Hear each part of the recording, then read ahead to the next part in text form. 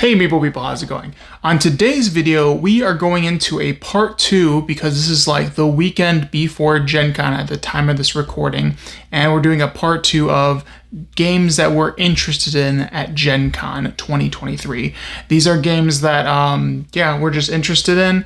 We don't have a lot of time to look around, but if we get the chance to look around and we see one of these games, these are ones that we'll probably try to hit up and be like, tell us a little bit more about this, to the unsuspecting person that's working the booth.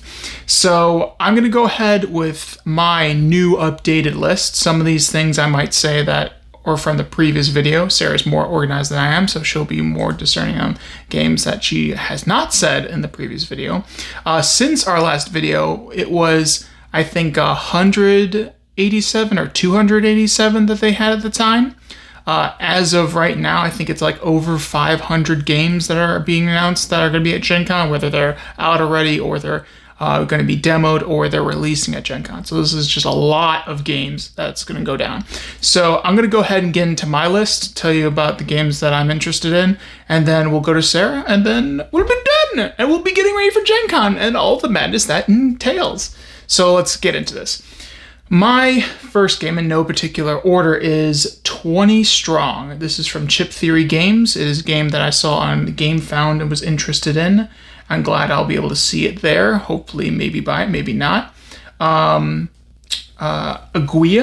City of Umbrellas from 25th Century. That looks just like a super pretty, super interesting game. Apex Legends, the board game. I'm interested in this one because I want to see how they, not so much to buy the game and own it for myself, maybe play with someone else that owns the game, but just to see the interpretation from a video game to board game. There have been some roguelike video games that made board games, and I don't know how I feel about that. It's like a lot of bits, I feel like, to keep track of all the things. Next is Applejack from Stronghold Games. That looks interesting. Bargain Quest Brick and Mortar. That looks we have a lot to Bargain Quest, and it isn't all in the box, but I really enjoy the game. It's just, as you see behind me, we have a lot of games in this game room, and it's just awesome to roll around in all the games. So this is one that I think I would like to acquire, for Bargain Quest, another expansion. Next is Beaver Creek from For Fun Games. And it looks interesting. Maybe something it's like a dexterity game, I'm pretty sure. Could be wrong, but it's something that just piqued my interest, and maybe I'll try to get a demo at Gen Con. We're probably gonna get this one. Boop Spooky Edition. Boop is how you're supposed to say it. So cute, and it's just like the version. I think it might be different from the original Boop, or I think it's just a reskin, but the reskin is freaking adorable. There's a black cat on the box, if those that know what Boop looks like, and it's just like amazing. Next is By the Seashore by Gold Sea Games. That was one that I thought looked interesting. Next is Call of Duty, the board game. That's more, again, just to see what they do from a video game to a board game and what the changes and how they interpret the mechanics into the board game form. Cargo Empire by, I'm sorry if I'm going to butcher this, Mo Ideas Game Design. Sorry about that. But it looked like an interesting one. Cascadia Landmarks. We freaking love some Cascadia. And that there's going to be a new expansion, and we can get that at Gen Con. We're going to pick it up if we can. We're not going to fight people for it. Gen Con, there's no running, but hey, there's brawls for board games. No, not really, no. Next is the Charcuterie Board, the board game. That looks very interesting. The artwork is very inviting. It's like, oh, ew, that's very interesting. Next is Chocola from Foxmind. It's a weirdly shaped box and something that I am interested in seeing. Next is Clandestine. It's from Brook Spun Games, something that just interested me. I don't know a lot about it. Now, the next one, again, I got a lot of video game coming to board game just to see how they interpret it, but I'm really interested in seeing this next one. Dead Cells, the roguelike board game. I don't know how they're going to do this because I feel like there's a lot of bits to a roguelike board game, And I just think that would be a massive table hog, and I don't think it would be a great experience. But I could be wrong. They could prove me wrong. This is Lee Scorpion Muscate. I butchered that. So yeah, moving on. But yeah, I'm really interested to see how they went ahead and made that from the video game to board game. Next is Ducks and Toes, the Bugs and Slugs expansion. I like me some Ducks and Toes. I really want to play it again, and I'm interested in the Bugs and Slugs expansion. Sarah's. It's Ducks in Tow. Ducks in Tow.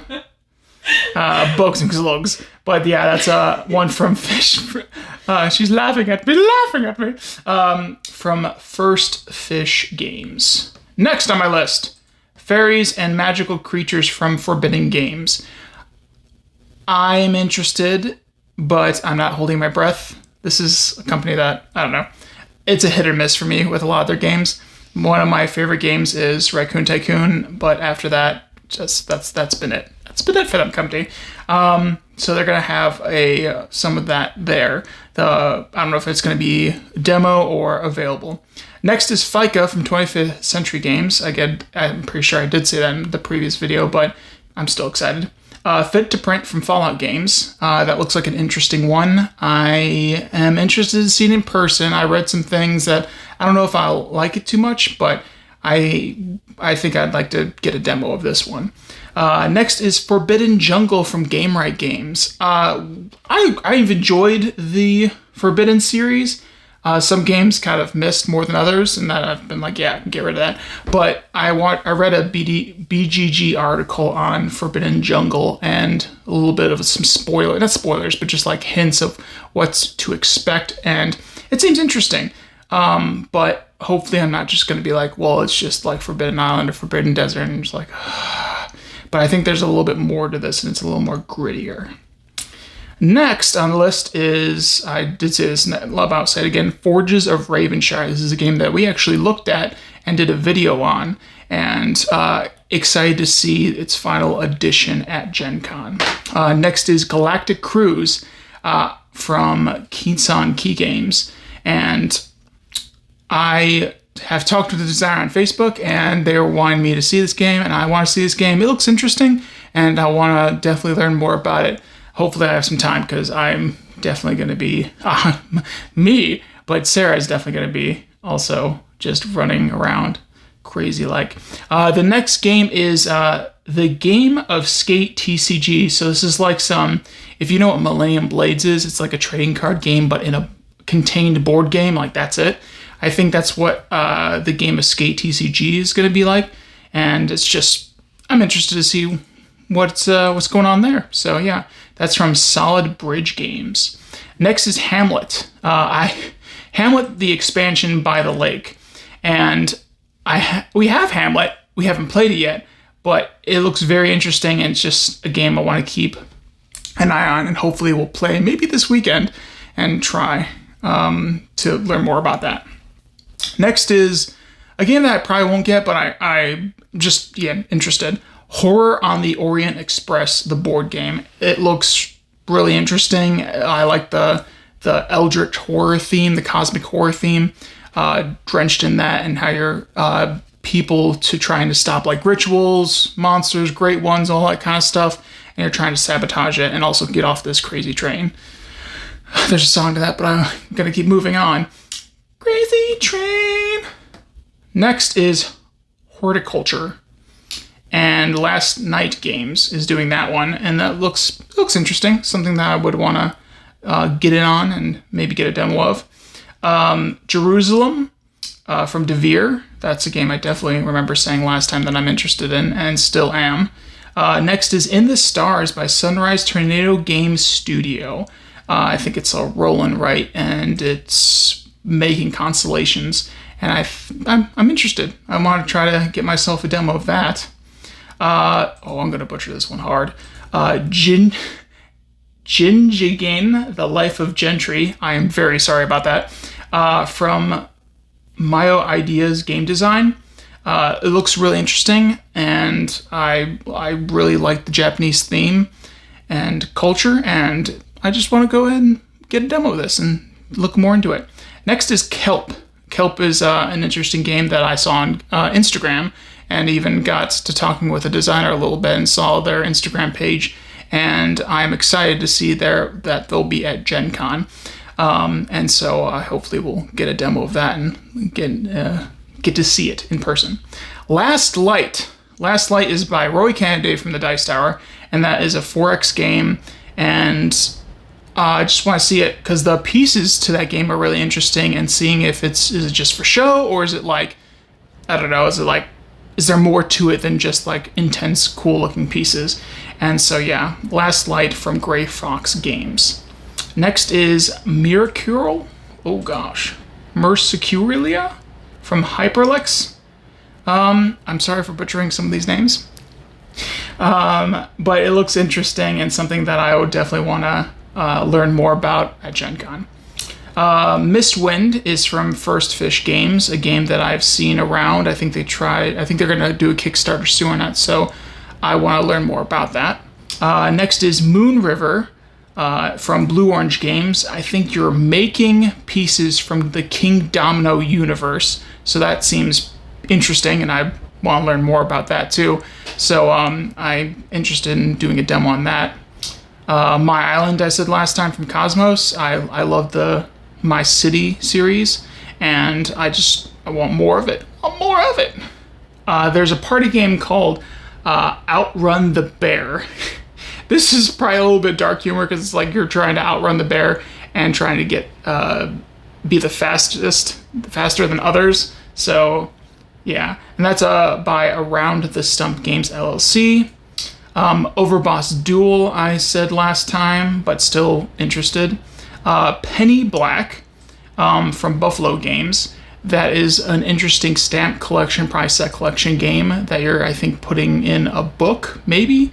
But it just looks really interesting, and I like the idea of collecting stamps, and I feel like the theme and the mechanics will meld well together, and that's something I really would like to get a demo of, maybe even a copy. A game that I probably won't get, but am still interested and definitely want to check out the booth, is Queen by Midnight by Darien Press. We talked about this one. Yes. So yeah, moving on there. Redwood. Redwood is a game that we backed on Kickstarter and will be there.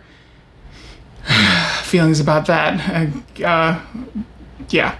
But everyone will get to be able to get a copy of the retail version. So yeah. Sagrada Artisans. Not anymore because it is over here. Ta-da! Isn't it pretty? It's pretty. So yeah, there's that. Sankari, the Pride of Manhasa Musa. I'm sorry about that. I'm butchering things left and right. Apologize. Sansori is another one, and yeah, so that's a game I'm interested in. Sea of Havoc is another one, and it looks interesting. I like pirate themes. And let's see, Sirens, I talked about last time. Sleepy Cats, it's all about like dealing with like cute, adorable cats and making sure they stay sleepy, and it's pretty cool and pretty interesting, I think. But yeah, Tabriz from Crafty Games. That is one that is like a bazaar type one where you're buying things from a bazaar, and so I really wanted to learn more about that there. Let's see, Unfold Through the Wall. It's like a unfolding envelope game, so that was a pretty interesting description to read when I saw it, and would love to learn more about it at Gen Con. Next is Whale to Look from Oink Games. Looks pretty interesting, and I like the theme of I think you're looking for whales and stuff like that, but it's something that I would like to check out at Gen Con. For more, then it's Sarah's turn. Yarnos Fallen from Peak Wink Dreams. It's probably some battle royale game, but when I looked on BGG and saw the board, it was an interesting configuration, and just unique pieces. Next is Assemble from Ares Games. That looks interesting. And then Junk Drawer. Junk Drawer is a game that it's a polyomino placement game. I think you're organizing a junky drawer, which that just seems oddly satisfying to me. And so I'd want to learn more about that. And last but not least is Life of the Amazonian from Bad Comet. And it just looked, I looked, the theme seemed interesting. And I was interested in learning more about it. And I can't really remember too much about the game, but it piqued my interest enough to where I wanted to check it out at Gen Con. Now, that was it for me. I know I was running through it fast because I feel like I had a lot of titles, but there's a lot to look for. And the thing is, too, I'm probably going to find games at Gen Con that are not on this list just because they're a smaller publisher or more unique, and it's going to just be cool. And the stuff that isn't being marketed as well, and I find little nuggets of treasure. But yeah, that's me. We're gonna go over to Sarah, and she's probably more calm, more cool, more serene, organized, and I'm over here like, and then we got this and all that. So without the craziness now, we're gonna go to Sarah. Sarah, can you tell us about what's going on there? Hi. So I do have some games on my list as well. I don't remember exactly how many I had on the last list that I did this with, but I have 89 now. I did make a note of the ones that I talked about in the last video so that I won't repeat myself on those. So I will not be talking about all 89 in this video, but if you watch this video and the last video we did, then I'll talk about all 89. So without further ado, and there will be a little bit of crossover with Nick's list. We didn't talk about what our updated lists look like. We're own people.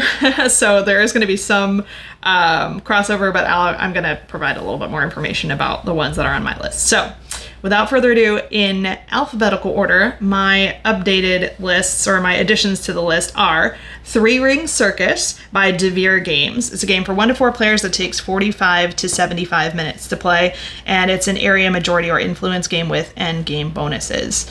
I really like when the circus theme is handled tactfully and respectfully, and when it's a pleasant thing, and that can be pretty tricky with circuses, but this looks fun and interesting, and so I'm curious about this one.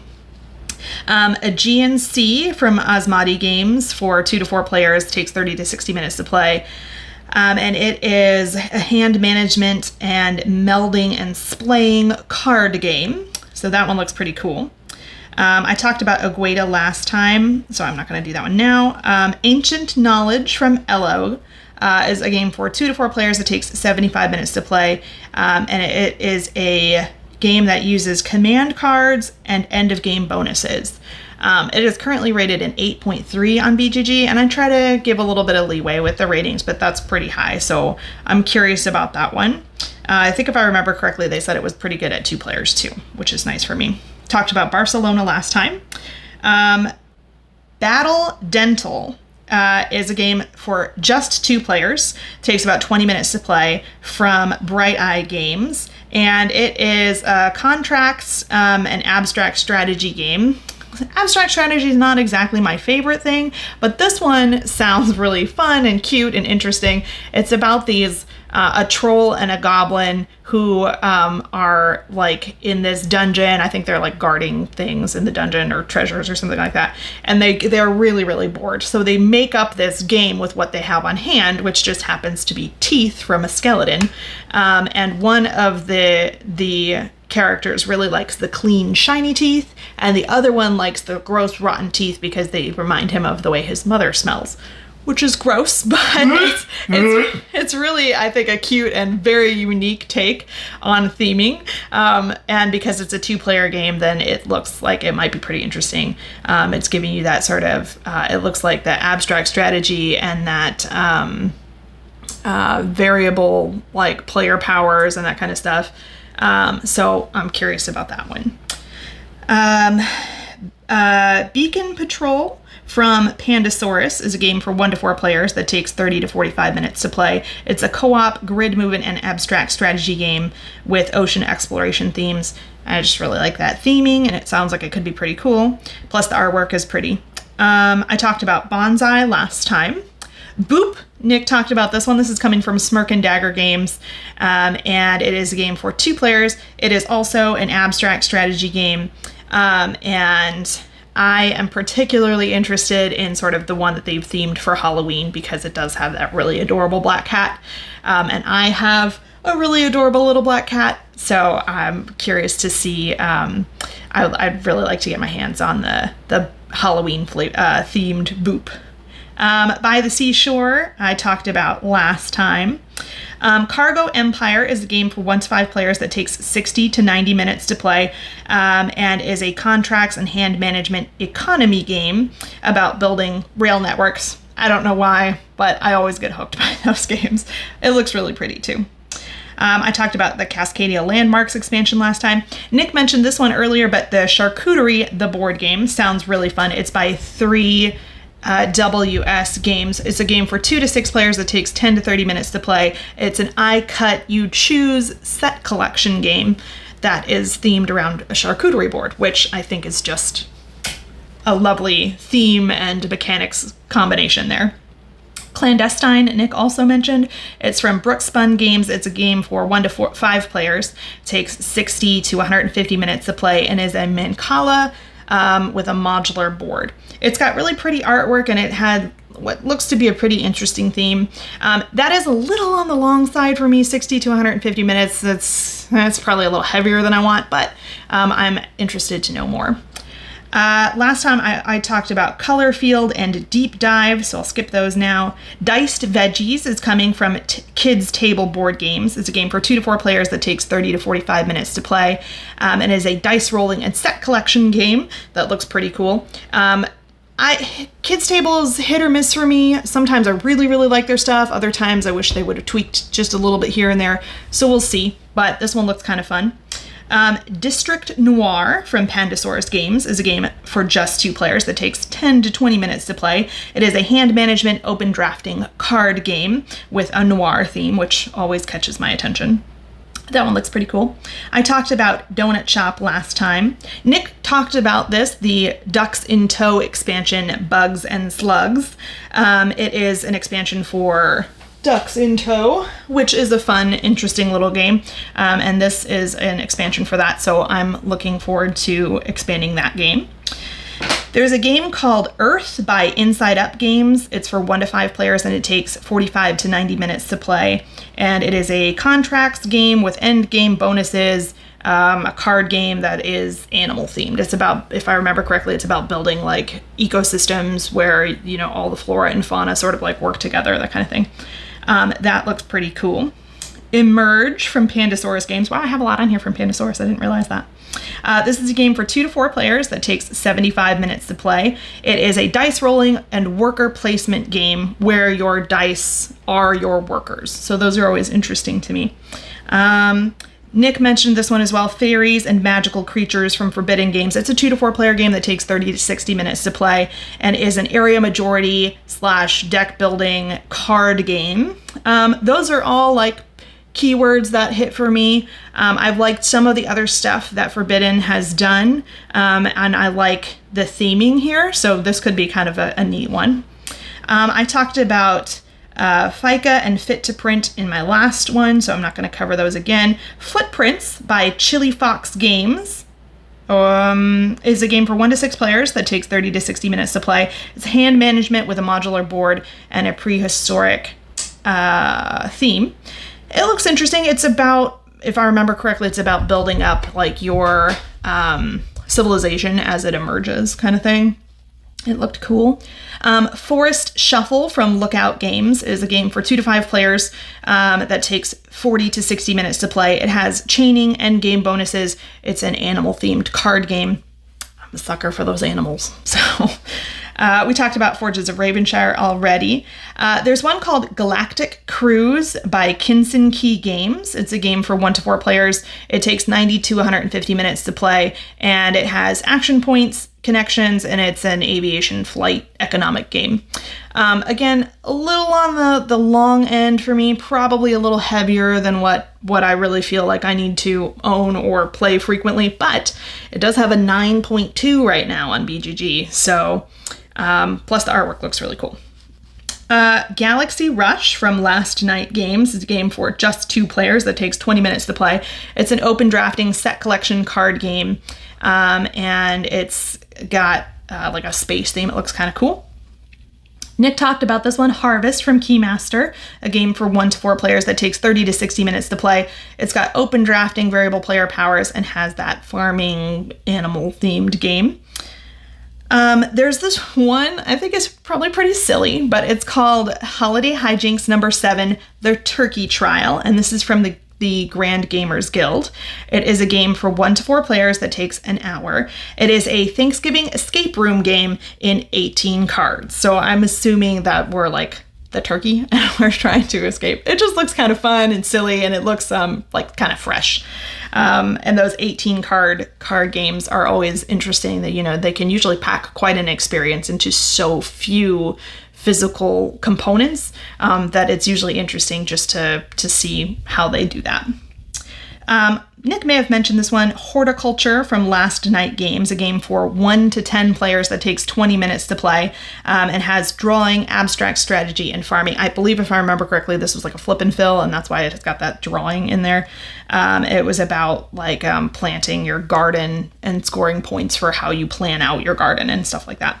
It looks cute and fun. House of Cats is a game from Aporta Games for 1 to 6 players that takes 15 to 20 minutes to play, and it is a paper and pencil game, so probably a roll and write or flip and fill style game that is all about trying to fit as many cats as you can into your house, and that sounds really fun to me. I also like the artwork on the front of the box. It's this really urban-looking house that's really colorful. We talked about Jerusalem last time. Junk Drawer, Nick mentioned this one earlier from 25th Century Games. It's a game for 1 to 4 players that takes 15 to 25 minutes to play. And it says it's a bingo, grid coverage, and puzzle game. I think Nick is right, though. I think it's like a polynomial placement game about organizing a junk drawer. Yeah. Do you have a junk drawer at your house? What's in your junk drawer? We do not have a junk drawer at our house. A place for everything and everything in its place is kind of one of my mottos, so no junk drawers. But tell me if that's wrong and we should have a junk drawer for some reason and what we should put in it. No. I have another one on here called Kalahari, I think is how you say it. It's from Envy Born Games. It's a game for 2 to 4 players that takes 30 to 60 minutes to play, and it is an area majority / influence game with dice rolling, and it's set in the African Sahara, it looks like, maybe. It's about meerkat families and trying to make that your meerkat family the one that has like the most influence in the area. There's a game called Kelp by Wonderbow Games. This is a game for just 2 players that takes 45 to 60 minutes to play. It is an area movement, deck, bag, and pool building game and bluffing. And if I remember correctly, this one was one where one player takes the role of a shark and the other takes the role of an octopus. And we were sort of like fighting over... the goodies. Yeah. The next game is called Nar, and it is by Bombix. It is a game for 2 to 4 players that takes 30 minutes to play, and it doesn't have any... mechanics listed, but it looks pretty cool. It says assemble your Viking crew to explore new destinations in the world and in trade. So that sounds cool. Nick talked about Life of the Amazonia from Bad Comet Games. It's for 1 to 4 players, takes 60 to 150 minutes to play. It's a deck, bag, and pool building game with endgame bonuses and puzzle aspects. So that one sounds kind of cool. Again, maybe a little on the long side for me, but I love the animal theming. The next one is Loot Dispute by Gold Seal Games. This is a game by Jeffrey Allers, who has done a few other games that you may be familiar with. The only one I can think of off the top of my head is New York Slice, which was an I Cut You Choose game about pizza. And this is also an I Cut You Choose game, but it has a fantasy theme. So we're exploring a dungeon and we come across some loot, and I suspect that's what we're going to split and choose from. So I liked his previous I Split You Choose game. I'm excited about this one because the theme is a little bit more interesting to me than pizza, and it will also hopefully show off some maturity in his design, because this is coming several years after the last I Split You Choose game of his that I've played. So looking forward to seeing sort of how that's been updated. I talked about Miller Zoo and My Island and Nautilus Island all last time, so I'm going to skip those. Moon River is from Blue Orange Games. It's for 2 to 4 players. It takes 45 minutes. It's open drafting and tile placement set in the American West, and it looks kind of cool. Old Salt from Never Board Games is a game for 2 to 4 players that takes 25 to 120 minutes to play, and it has area majority or influence plus deck, bag, and pool building, and it looks kind of cool. I like the sort of pirate, nautical, naval theming that they've got going on. 25 to 120 minutes feels like a pretty drastic span of time there. Like, it could either play in under a half hour or it could take like over 2 hours to play. So I'm a little that doesn't exactly feel good that their range of time is so varied, but I'm curious to see what that game is about.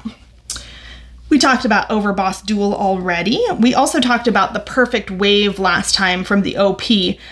There was a little bit more information about the Perfect Wave this time, though. So it's an action point game with endgame bonuses, and it's a card game. So not a whole lot more information, but a little bit more.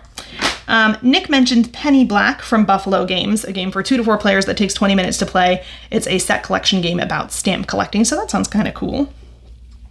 Piece of Cake by Foxmind is a game for 2 to 4 players that takes 30 to 40 minutes to play, and it is a layering, open drafting, abstract strategy, and puzzle game, which is cake themed. So, I mean, come on, we have to look at that, right? Actually, a lot of those mechanics sound really interesting, and I like the theme. So, I talked about Pollen last time, so I'm going to skip that one. The next one on my list is Perfect Match by Greater Than Games. It is a set collection card game for 2 to 4 players that takes 20 to 30 minutes to play. That is all about collecting pairs of cats to complete our cat cafes. So that just sounds really cute and fun, and I like set collection, so I'm interested in that one. Pyramido, probably, by Synapse Games, is a game for 2 to 4 players that takes 45 minutes to play. It is a layering, open drafting, abstract strategy puzzle, and it is going to be, you are actually building, if I understand correctly, we're actually building a 3-dimensional pyramid in this game. So that sounds kind of cool. And they have a note in here that playmats will be available at Gen Con. I'm a sucker for shiny upgrades like playmats and things like that. I talked about Rome in a Day last time, so I'll skip that one. Sail English Edition by All Play is a game for just 2 players. It is a cooperative game with communication limits to it, and I'm interested in that. I think, honestly, Sail has been around for a little while now, but the English edition, I think, is new. Elf Creek Games is coming out with a 2nd edition of Santa's Workshop. It is a game for 2 to 5 players that takes 30 to 60 minutes to play. It's a set collection worker placement game about building toys in Santa's Workshop. Now, I think that this game is probably fun. It has set collection and worker placement, which are mechanics that I really like. The new updated edition looks beautiful, no offense, but especially in comparison to the 1st edition. However, to be frank, the only reason that I'm super, super excited about this one is because this has been on my list of games that I would like to try for so long. And I actually bid at a charity auction on what I thought was Santa's Workshop. In my mind, I was thinking that it was Santa's Workshop, that this was the game that I was looking for. And instead I got a totally different game that was not at all what I was thinking that I was bidding on. and it was totally me. It wasn't like there was some, they like said something wrong, or like I was just in my head. I was picturing Santa's Workshop, thinking that the game that I was bidding on was that game, and it totally wasn't. So when I got it, and I was like, yay, I finally got my hands on a copy, and then I realized I hadn't. It's just been this thing that's like I've always been chasing a copy of Santa's Workshop. So I'm probably going to get it, and it's going to like not meet my expectations at this point because I've built them up too high. But this edition does look absolutely beautiful. So I'm kind of glad that I haven't been able to get a copy up till now, because I'm really liking the art update here. And Elf Creek always puts out nice stuff. So I'm happy that if I'm going to get a copy of this game, that I've waited to get the second edition. We talked about Sirens already. Another game that's on my list is Sky Team by Le Scorpion Mask. It is a game for two players that takes 15 minutes to play. It is a communication limited co-op game about aviation and flight. So I know I'm talking about a lot of limited communication cooperative games. I usually don't love cooperative games, and sometimes limited communication can be hit or miss for me too. But other times, like in The Crew, I really, really love those mechanics. So we'll see.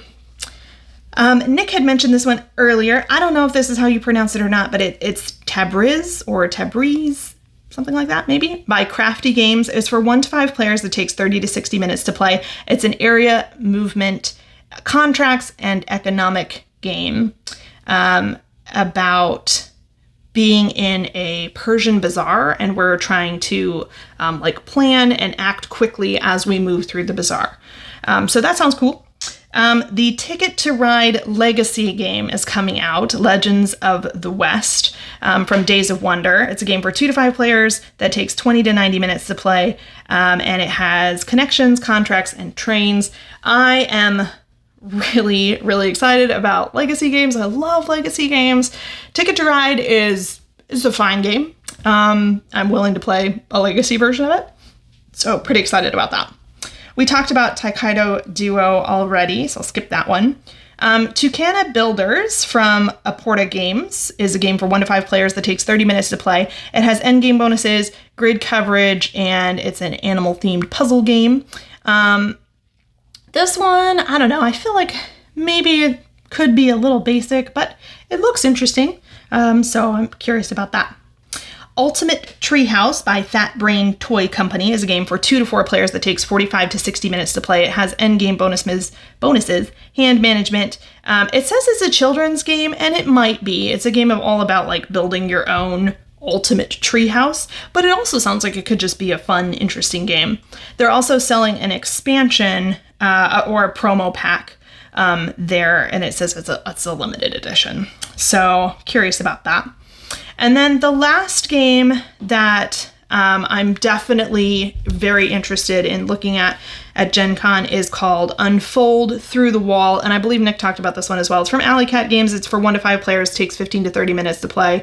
It is a co-op and deduction puzzle game, and in this game we actually like fold things up in order to like work through the mystery that we're trying to figure out. And it just seemed really cool. Some of the pictures looked really neat. You're like making almost like origami-esque type things in this game, but you're actually incorporating them into your gameplay as well. So those are the ones that I'm like, I really hope that I get a chance to see these. I have some more that I'm curious about, but if I miss them, I'll get to them later. Do we have time for that, Nick, or not? Yeah, we're running a little long as it is, so we're just going to go with our interest games. I think you would all love to watch a 2-hour video of us going through games that we're interested or semi-interested in at Gen Con, but we're just going to keep it to the interested games. So yeah, anything else, Sarah? There are some really neat games that were on my list that I wasn't exactly sure about. a lot of times the only reason that I didn't put them on like the list we did discuss was because of the player count. We've talked about before on this channel how we primarily play with just 2 players. So if a game requires 3 or even 4 player minimums, then a lot of times like that's probably not going to see play very often at our house, if ever. So a lot of the games that were sort of on my list were ones that or maybe a little better with higher player counts or required higher player counts, or like I was talking about earlier, they're those games that take several hours to play.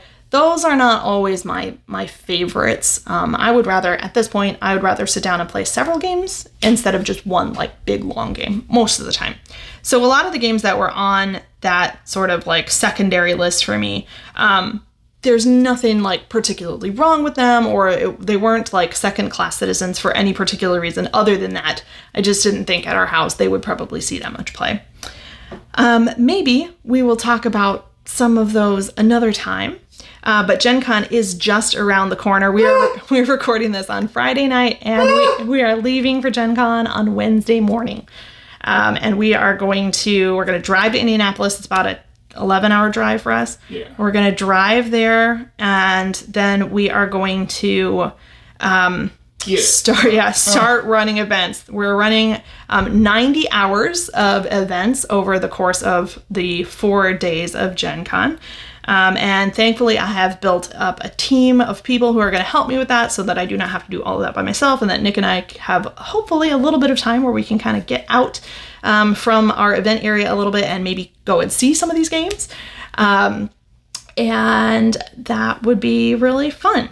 But anyway, yeah. That's what I got. That's what she's got, ladies and gentlemen. So, yeah, that is our part 2 of interested games. I don't think we'll get to another video before we get to Gen Con about games that we're not uninterested, but like undecided. Yeah. That's the word. That's the word I wanted. That's the word we wanted. Undecided on some games, but yeah.